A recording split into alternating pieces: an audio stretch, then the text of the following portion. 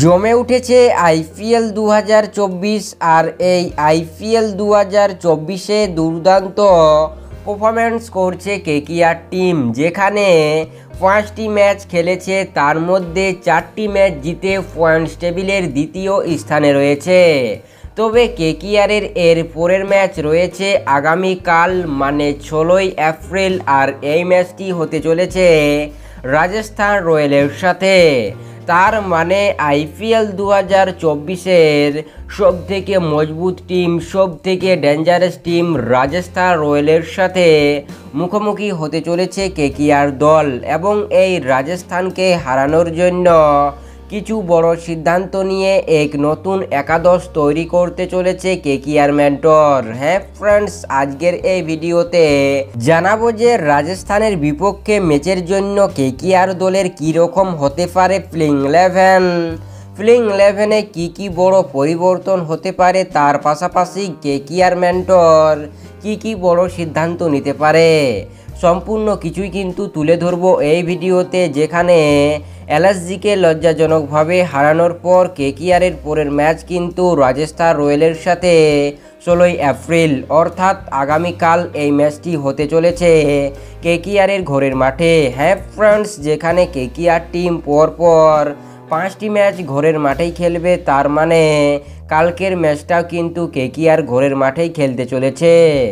তাই চলো দেখে নেওয়া যাক এই রাজস্থান রয়্যালের বিপক্ষে ম্যাচের জন্য কেকেআর দলের কীরকম হতে চলেছে নতুন একাদশ। যেখানে তার আগে আপনাদের কাছে একটি মাত্র রিকোয়েস্ট করব যে ভিডিওটিকে সম্পূর্ণ দেখার অনুরোধ রইল, এবং কেকেআর টিমকে মন থেকে ভালোবেসে থাকলে অবশ্যই ভিডিওতে একটি লাইক দিয়ে চ্যানেলটিকে সাবস্ক্রাইব করে পাশে থাকা বেল আইকনটিকে অবশ্যই বাজিয়ে রাখুন, কারণ এই চ্যানেলটিতে কেকেআরের ছোট থেকে বড় আপডেট সবার আগে পেয়ে থাকবেন।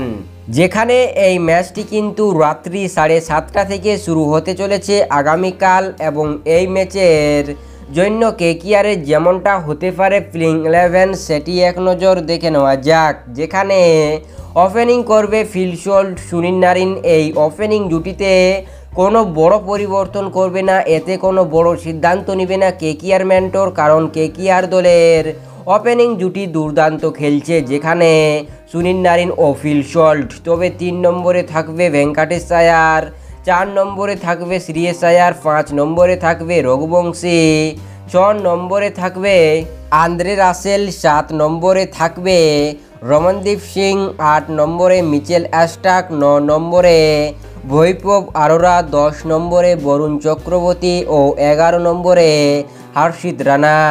হ্যাঁ ফ্রেন্ডস, এই একাদশ নিয়ে কিন্তু লখনৌর বিরুদ্ধে নেমেছিল মাঠে কেকেআর টিম। তবে এই প্লেইং 11-এ থাকছে না রিঙ্কু সিং, তাকে কিন্তু ইম্প্যাক্ট প্লেয়ার হিসেবে ইউজ করতে চাইছে কেকেআর মেন্টর।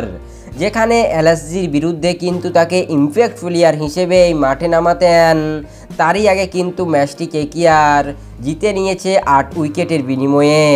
হ্যাঁ ফ্রেন্ডস, যেখানে কেকেআর টিম যদি সর্বপ্রথম ব্যাটিং করে তাহলে এই প্লেইং 11-এ আমরা রিঙ্কু সিংকে দেখতে পাবো, এবং কেকেআর টিম যদি সর্বপ্রথম বোলিং করে তাহলে এই প্লেইং 11-এ কিন্তু আমরা রিঙ্কু সিংকে দেখতে পাবো না, তাকে কিন্তু ইম্প্যাক্ট প্লেয়ার হিসেবে মাঠে নামাতে চাইছে কেকেআর মেন্টর। হ্যাঁ ফ্রেন্ডস, প্লেইং 11-এ কোনো পরিবর্তন করবে না কেকেআর টিম, কারণ এই প্লেইং 11 নিয়ে 4টি ম্যাচ জিতেছে, তাই প্লেইং 11-এর ওপরে কোনো বড় সিদ্ধান্ত নিতে চাইছে না কেকেআর মেন্টর। এই হচ্ছে প্লেইং 11। আপনাদের মতে কিছু পরিবর্তন করা উচিত কি উচিত নয় এই প্লেইং 11-এ অবশ্যই কমেন্ট সেকশনে লিখে আমাদের জানাতে ভুলবেন না। এই ছিল আজকের ভিডিও, এই ছিল একটি গুরুত্বপূর্ণ টপিক। আপনাদের সম্পূর্ণ ভিডিওটি দেখার জন্য অসংখ্য ধন্যবাদ।